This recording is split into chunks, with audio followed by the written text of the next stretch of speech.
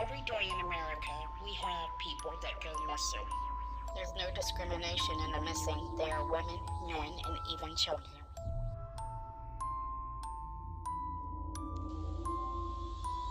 Some people are watching.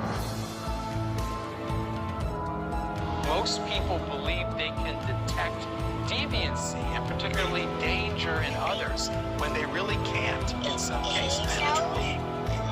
He was supplying equipment to the police department, the same police department that was investigating it. Recently, Spurlock's Aunt Lisa Talbot was able to access her iCloud account, and they continue to use the power guards. He still hasn't been found. I'm thinking that she's gone. It's not completely secret that there have been times in the past that she has just kind of disappeared for a while. Okay, guys, have you seen these girls?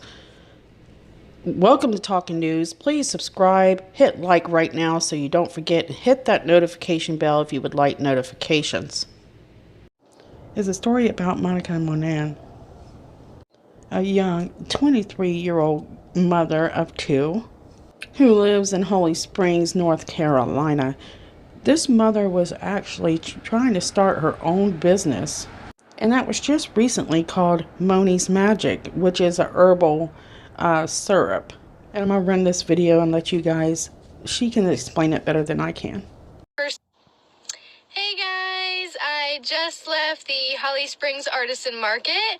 It was great. I had a really fun time. It was my first time out there, and I'd say it was very successful.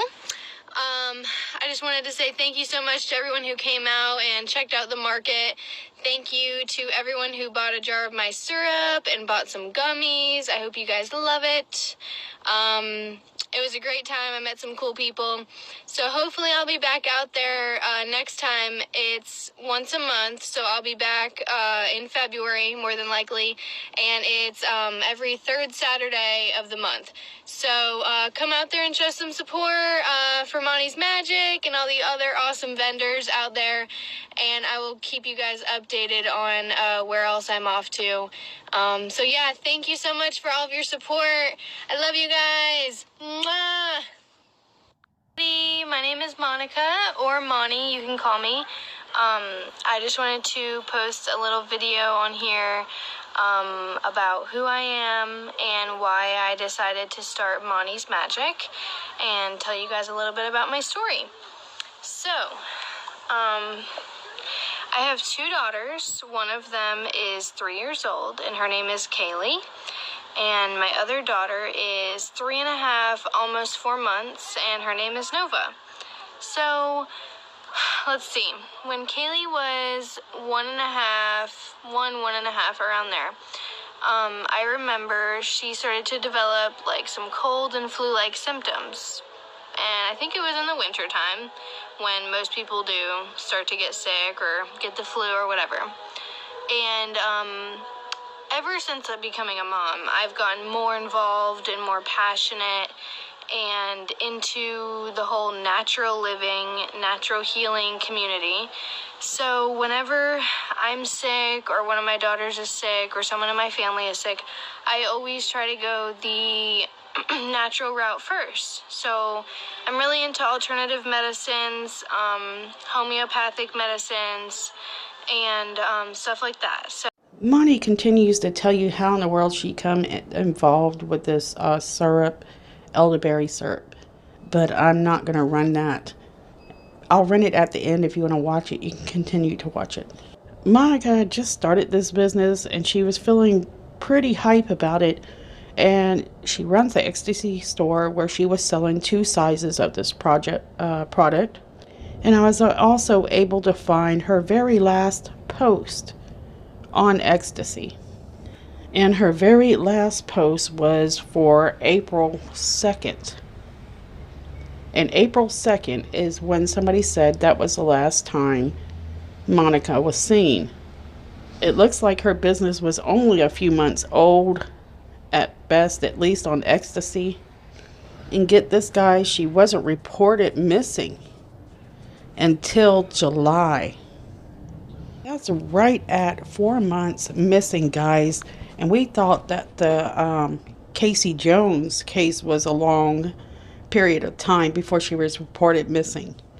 However, guys, before we go into the fact she is still missing and her story, I want to share a little bit of her background.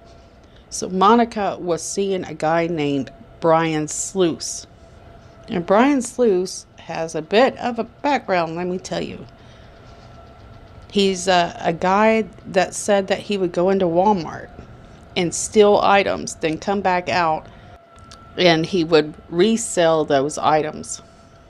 According to Brian, he was the breadwinner in the family, and that's how he made money to support his family. Now what we're hearing is Monica had an on and an off relationship with Brian Sluice for about 5 years, and they had 2 children together, ages 3 and 1. And according to recent warrants that come out to the public, police said in October that she may have been pregnant when she disappeared. She had previously filed a protective order against her ex-boyfriend, Brian, saying that he had been, get this guys, choking her to the point in which she thought she was going to die. Now, I want to tell you guys that Brian is 43 years old and Monica is 23. See, there's a 19-year difference between the two. And what I'm finding right now, and I haven't found a lot of solid information, I'm not being able to talk to anybody in her family as of yet. But anyways, she has had a history of abuse coming from this guy. So what I've dug up so far is he was arrested in 2017 for assault. He was also arrested on 1/3/19 for violating a protective order. Now, as always, the person of interest is always going to be the boyfriend. And let me tell you guys, with all the stories that I covered, a lot of them also involve a current mistress or an ex-girlfriend. Although I cannot figure out the role that Brian Sluice's ex-wife plays in this exactly as of now. So on July 23rd, Brian Sluice spoke with a Holly Springs, I think I called it Holy Springs earlier, I'm sorry guys, it's Holly Springs investigator, in a call that apparently rattled Brian. He apparently called his ex-wife and asked her for a worst case scenario with Monica. The question made it click in her mind that something might have happened to Monica, and asked, will they ever find her? And Brian responds, no. And really, Brian Sluice's regular contact with his ex-wife, Jarlyn Sluice, via text, phone, and Skype over the past 6 months, led investigators to search her Garner home. But get this, guys, investigators were walking around the woods, all around the house, and the neighbors said the last time that they were here, they were going through the house, the storage room, in a storage building. There were several investigators. Now, according to previous warrants, Brian had Monica's phone and texted her friends and family pretending to be her.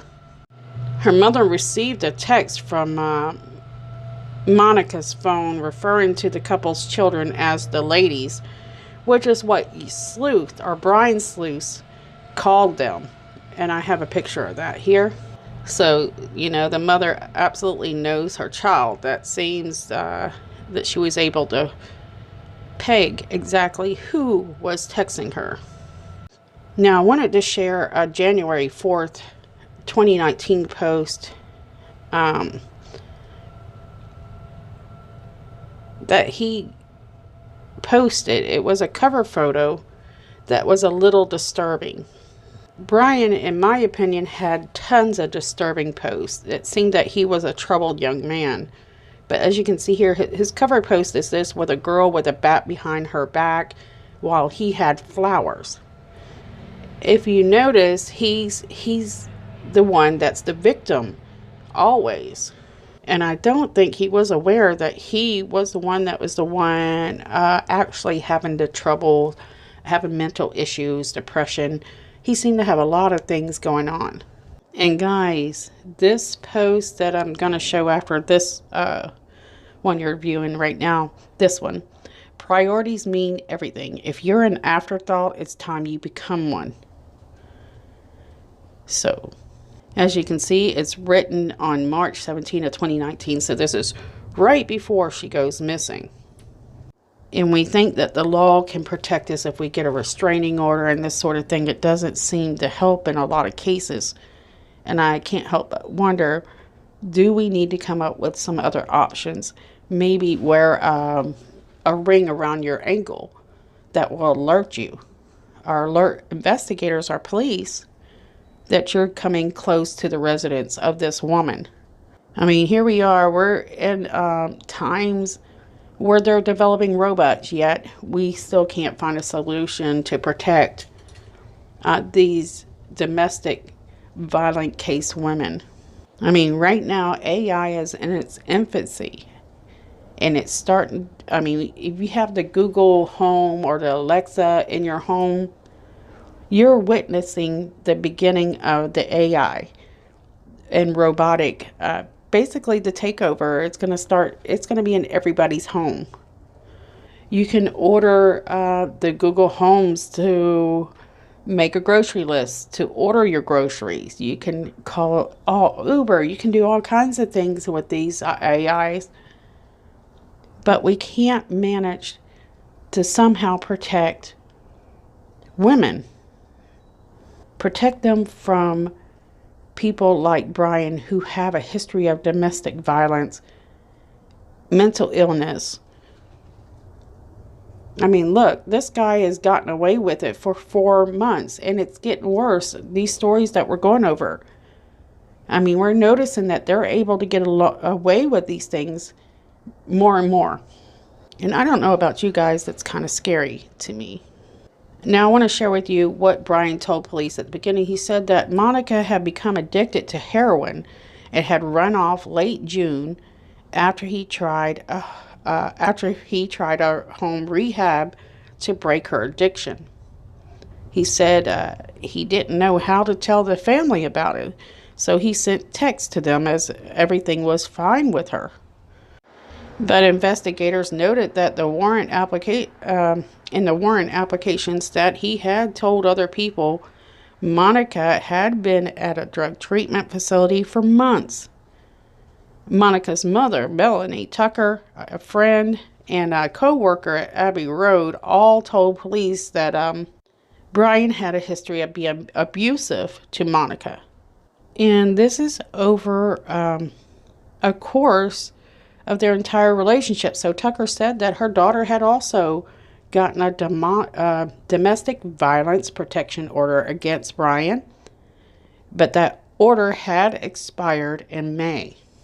So anyway, Monica's mother issued a statement calling her daughter a wonderful, warm, free-spirited, strong-minded, and hard-working mother. Miss Tucker also and her friends told investigators that she never would have left her children. And so at one of these conferences, Tucker's, the mother of Monica said, quote, "We trust that those in a position to act on the information that they will do so accordingly, and those who are involved in our daughter's murder will be brought to justice." So they finally realized at some point that she's not the type to leave her children. She's not the type to do these type of things that are happening right now. She doesn't disappear. Something bad happened. And we're going to go over some of the evidence that kind of pointed them that direction. So guys, Monica's case has gone from a missing persons case to a homicide case. And her mother, Melanie Tucker, told ABC 11 that, quote, "We have lost a daughter to a violent death and are suddenly responsible for raising 2 daughters, our granddaughters, ages 4 and 1, who have most tragically had their mommy taken away from them," end quote. Now, I want to remind you guys, because I don't think I did say it, but I probably should. Brian changed his testimony, saying that Monica didn't have a drug problem, but she had a problem with being depressed. And investigators are noting that this timeline of Monica's disappearance it's inconsistent. There's a mess. They really are having trouble putting a puzzle together. And warrants that were released not too long ago say that investigators found a positive pregnancy test. So this is how they figured out that she was probably pregnant, and interviewed a friend of Monica, who confirmed that Monica believed that she was pregnant. And investigators also learned that she had made and failed to keep an appointment at the Women's Health Clinic in April. And as this story unraveled, guys, we gained more and more information on this case. But what we haven't found is, body. We just haven't found any of that. But they have found some other clues that I want to share. So we might repeat some things we've already heard. But I just want to make sure that I've covered everything. So according to this newer information, investigators searched Monica's apartment on Timber Springs Court in August, seizing the traps from the kitchen sink, as well as the bathroom sink and 2 bathroom sinks, as well as the drain from the washing machine. And we already know this part, that police had taken soil samples from the area, swabbed for evidence on the back door, the back porch, and seized a set of curtains off the back door, a toy play mat, 2 silver latches, a journal, and a few other items from that apartment. But this is probably the most important information, is in the kitchen. Investigators found Monica's blood or residue between the cracks in the kitchen tiles where there were signs of a cleanup. However, we're not certain which kitchen this come from. We do know, however, that it's not the kitchen that belongs to him in Virginia, or his parents in Virginia. So again, I do want to go back to the ex-wife of Brian Slush. And according to warrants, is Jarlin, I hope I'm saying that right, Slush, had been in contact with her ex-husband Brian on several occasions since April of 2019. And he even went to her house on April 19th after he was confronted by the apartment property manager. Get this, after he was found inside Monica's apartment, according to documents.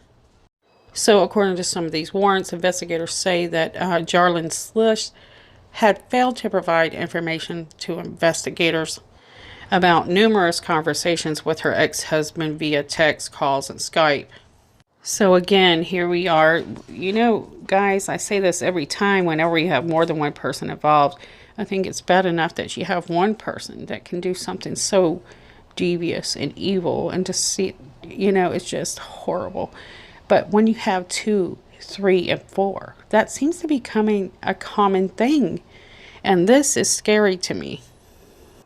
So I don't know if they are doing this because they're afraid. I think not. Because like with Kelsey Barrett, the nurse that was actually involved with trying to help plot Kelsey Barrett's murder,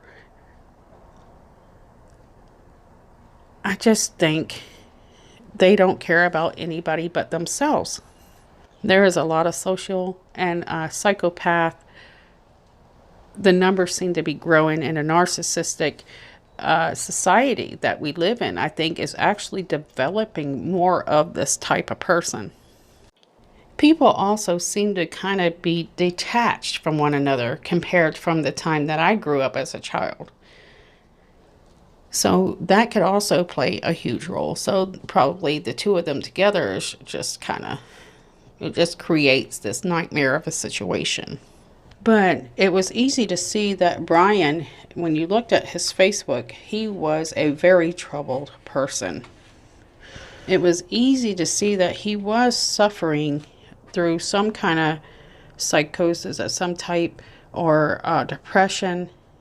Something was going on there. The signs have been there, yet there was no help for him. I think that's a lot of trouble in America today, is we're kind of branding these people as normal, and they're not normal. America lacks mental health care. And we see these people fighting over abortion, Trump, whether he ought to be impeached or not be impeached. But we have serious issues in America that are being neglected because people are so wrapped up in the drama on media and social media, all of it, really. And, you know, sometimes you have to wonder, are they doing these kind of things on purpose so that they don't have to develop things that are out there that cost money that will help people, little people? Because really and truly, do the little people matter? And I have to be honest with you guys. I have seen, I'm right at 50 years old now, and I have seen politicians, they'll throw something out there, they want to get your vote, but once they get that vote, they manipulate and throw everything a different direction, never addressing the thing that actually got them elected. For example, and this is not to choose sides, it's just an example that, because I lived in that lifetime and I understood what was going on through this period. Obama's first election in was there was a mortgage crisis where people were losing their homes. And so a lot of people elected him for health care and also to prevent this mortgage crisis, to help people save their houses. Well, he did keep one promise. He did the health care, but he did not. And he instead helped the banks out instead of helping the working class people out. And millions of people lost their homes. His second time being elected, he was pushing student loans, promising all these people in student debt or student loan debt that he would find relief for them. He was elected. I know because my daughter voted for Obama for that reason. I told her. And once he was elected, it was nothing ever, is never mentioned again. But we continue to hear from both sides all the things that we always hear. We always hear about abortion. We always hear about health care. We hear somewhat about guns. We hear the mention of mental health, but you never, ever, ever hear anything from neither side of the politic table. Any solutions to help fight this mental health crisis in America or the homeless crisis. So again, I think a lot of this, the homicides and things that we're seeing now, we have a lot more people in the world, which means we have a lot more mental, what am I trying to spit out here? We have a lot of mental neglect in this country. So we're not really supplying the help we need to for this mental crisis. Anyways, I could go on for hours for that. I just hope you guys realize that that's something you need to push your politicians to start caring about people who are suffering from mental issues such as depression or any type of mental issue. Most cases, depression isn't as severe where it ends up turning into a homicide or where it hurts other people. Usually it ends up hurting themselves. We don't like to see that either. But the moral of the story, if we did offer more easy, accessible mental health care, I think we would see the numbers of homicides and that type of thing. Those numbers would go drastically down. But first, guys, y'all need to quit listening to, what media wants you to pay attention to and create your own topics. And you need to lead them where you want them to go. Otherwise, they'll continue to just manipulate, especially our younger people coming up that don't know any better. But anyway, yeah, this guy was suffering. You could see that he was suffering with depression. I think he had one positive post, or maybe two. And it was where he was actually starting to go to school. And he was kind of excited about that. And I think that might have been an attempt to try to better himself so that he could get back with Monica. I'm not certain. This is speculation. And then at some point, he felt there was no use in any of it and took the dark side out. And you've seen that one post he posted, if I can't have you, basically, nobody will. So really, this is just another sad story. Anyways, I hope that they do find answers, and I hope that they do get this, justice for this family. I'm sorry, guys. I'm trying to lose my voice, so I'm probably going to go ahead and shut it down. I'm not going to be able to finish that other video today. Love you guys. Appreciate you guys watching. I'm going to leave 2 videos up here for you to watch. A friend of Monica's family, and then a video of Monica. All right, guys. Thanks for watching. See you guys soon. Hey loves, and welcome back to my YouTube channel. This is kind of a different video. I just wanted to come on here really quick. This is for a missing person. This is my friend Melanie Tucker. You can find her Instagram at MellyFit, MELLIFIT. I'll leave her link down below. Her daughter has been missing. She's 23 years old. Her name is Monica Moynan. And I wanted to use this outlet, social media. I know how big social media is, and how one share, one video can reach billions of people. So if you have any information on this young girl, she was last seen in Holly Springs, North Carolina. She's 23 years old. She has brown eyes. She's 5'1", brown hair, and she weighs about 110 to 115 pounds. She's a mother, a sister, a daughter, and she's in desperate need to be found. I wanted to use this outlet, like I said, to reach as many people as I could. I've been sharing her pictures on my Instagram for the past week or so, just trying to help the family out in any way that I can. I'll leave all the information in my description box down below. So if you have any information, you could also contact Holly Springs PD at 919-522-7110. Thank you guys so much.